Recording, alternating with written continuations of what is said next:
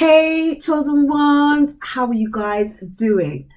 So, today I wanted to talk about how if you're with a narcissist, so you have a narcissist as a partner, boyfriend, girlfriend, a husband or wife, you will not feel safe. Okay. And on so many levels as well, you will not feel safe. I remember being with my ex, and it was almost like, let's talk about the different types of safe I'm talking about. So the first one is the fact that they rely on you for everything. Okay, so you are the one that is putting 100% into the marriage or the relationship. You're the one that's working hard. You're the one that's making all the plans. You are the one that's trying to make sure the plans are followed through, and they are just tagging along. I remember when I split up with my ex, I said to someone, I gave someone this analogy, and it felt like I was trying to walk, and they had literally grabbed hold of my ankle, one leg on my ankle, and I was there like trying to walk and drag this narcissist with me. That's what it feels like, because everything's on you. They expect you to do all the hard work and they do nothing. Completely waste of time and rubbish. And the most annoying part is that I remember before we got married, we were talking about all our plans, about how we were going to progress and buy this house and do this and do that and business and that. And then you get married and it's almost like they've forgotten everything they said. They have no motivation, no drive. And it's almost like you are the one now trying to make sure that everything gets done. It is hard work and it is draining. Okay. So you don't feel safe in terms of like your security, because even when it comes to financial security, they are not normally very good with their money. Okay. They spend, yesterday I said that I had never met somebody who lied as much as my ex. I've never met anyone who lives so frivolously like my ex. Like, he would go out and spend whatever he wanted. It was almost like, it's about me, it's about what I want. And he would spend, like, if he didn't have it, something would happen. You know, they're so impulsive that they don't think about the future and the reasons why you need to invest and plan for the future. They don't think about all that. So you're the one that has the biggest and heaviest burden on you to get those things done. So I didn't feel safe from that perspective. Okay, that's number one.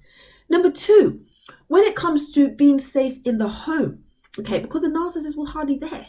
And even when he was home, he was not present, right? And then not only that, you know that they're on their phones or on their laptops. He would literally sit opposite me and have the laptop, and he'll be probably on like dating websites and all this kind of stuff, okay?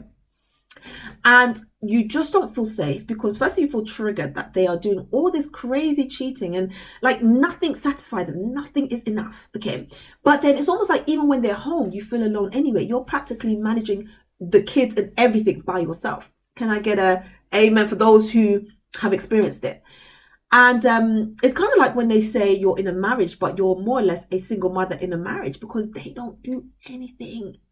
And the little that they do, it's almost like, yeah, I've done this. And then, you know, it's pathetic. It really is like being with a child, because I remember at some point in our marriage as well, I said to him, you need like a sugar mummy or somebody like that that's going to look after you and treat you like their little child, because this is unbelievable. They expect you to do everything, and it's so much like treat them like they are children. It is pathetic and it is draining, especially when you have real children, right, that need attention and care from both parents, by the way. So that's the second way I didn't feel safe. He was constantly being occupied with whatever side things that he was doing. He was not present. He was not helpful. He was not doing anything. It was just like a lump, a big old lump sitting on the sofa doing nothing, nada. Okay, so that's that. That's the second way. I just wanted to come on here and say, if you're enjoying this video, don't forget to click that like button and subscribe to my channel. I really want you to be a part of this community. Let's carry on. The third way I didn't feel safe was, I would say, spiritually and physically, because narcissists sleep around. Okay, I found several things that indicated that this guy was cheating. It was this, like, to the levels that are hard to believe, right? They're so promiscuous.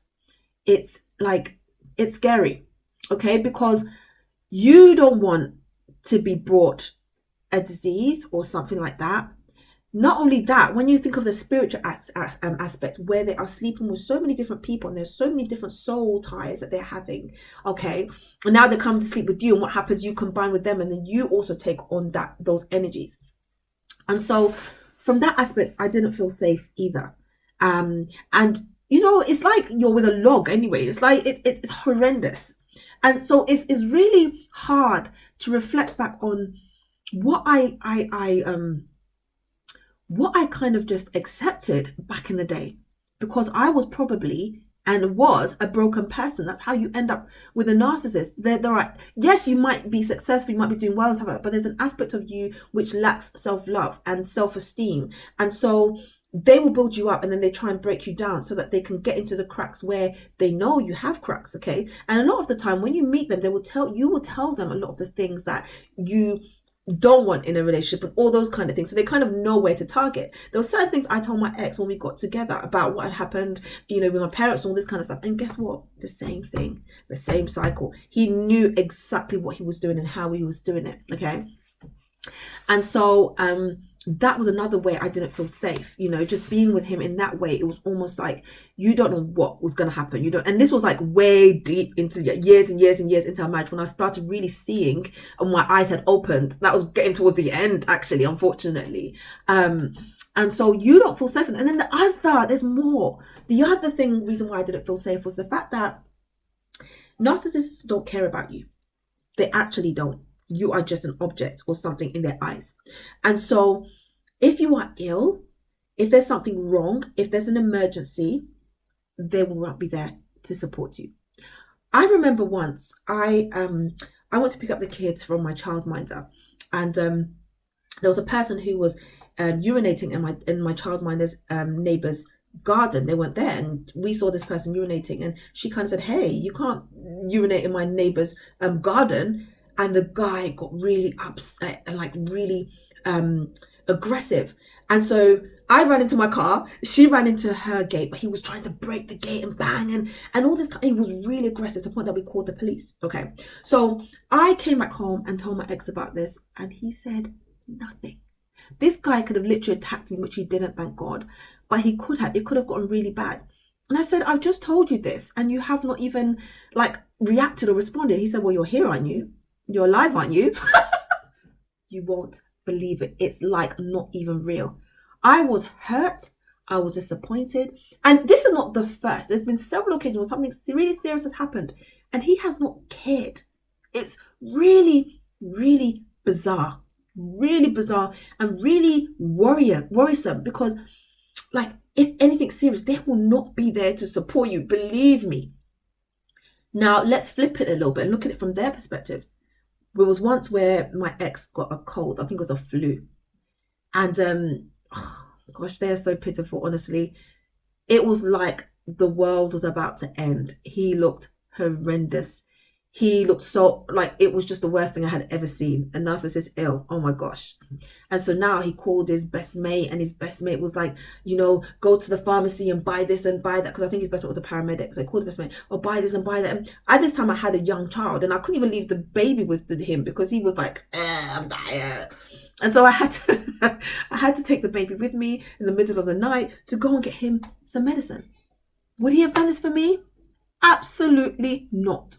The day that I told him that I had chicken pox, and this was very close to the end of our relationship because my body had broken down, and I said I had chicken pox, the doctor had just diagnosed me and I couldn't move and I couldn't feed the kids and all this kind of stuff. He said he was coming home. He didn't come home till like 12:30 a.m. because he went out drinking. Okay. And so the point is that there's one rule for them and another for you. Okay. And so if you are with a narcissist, be very careful, because you cannot rely on them and you will not feel safe with them. Okay. So get people who can actually really support you. And a lot of the time you'll realize who can really support you when these things happen, because people that you thought would be there to support you are not the ones that are going to support you. Okay. So chosen ones, they are a nasty piece of work. And I'm just glad now that I can see them for what they are. And I'm grateful. I always say to everyone, I'm grateful I went through this experience. It was like the scariest thing for me was when I realized I was with a narcissist. It was like one of the most scariest moments I had ever experienced, because like prior to that I had sensed it, but I just didn't want to delve deeper and actually find out if it was true or not, because I was like, it's too deep. That is too deep. It cannot be that. To find that it was that, and it just blew my mind. It shocked me. And I thought to myself, God, why me? I did actually say that, but now I know why me. Because if it wasn't for him, I wouldn't have started my business. I wouldn't be where I am today. If it wasn't for the fact that I was desperate and I needed to do it out of desperation, I wouldn't have awakened if it wasn't for him. I wouldn't have developed and grown and become my better version that I am now. And so give thanks. When these things happen, be thankful. You know, recognize that it was part of your journey. The devil used it trying to destroy you, but God used it for his good. And so, chosen ones, I hope you enjoyed this video and know that you are special, you are unique, you're a powerful being, and they wanted to tap into your energy because they needed what you had. And for the little time, or the period, not even little, the period that they tapped in, yes, they were able to take some of that energy, that life source from you, but guess what? It all came back, and you are going to be stronger than you ever was, and you are going to excel more than you ever have before. Know that this is just the beginning, and what you were, you will never go back to being who you were. You will become better, and you will become more mature, more knowledgeable. You'll have more wisdom to kind of push you forward. So don't despise small beginnings if you have to start again from scratch, because I certainly did. Okay, the debt that I had racked up because of this narc was ridiculous, but I got through it, and so will you. Okay, so I'll send you lots of love, chosen ones. You guys are powerful beings. Don't ever forget that. Okay, my name is Anita. I hope you enjoyed this video. If you did, don't forget to like, comment, and subscribe. And I will see you in my next video. Take care, chosen ones. Bye.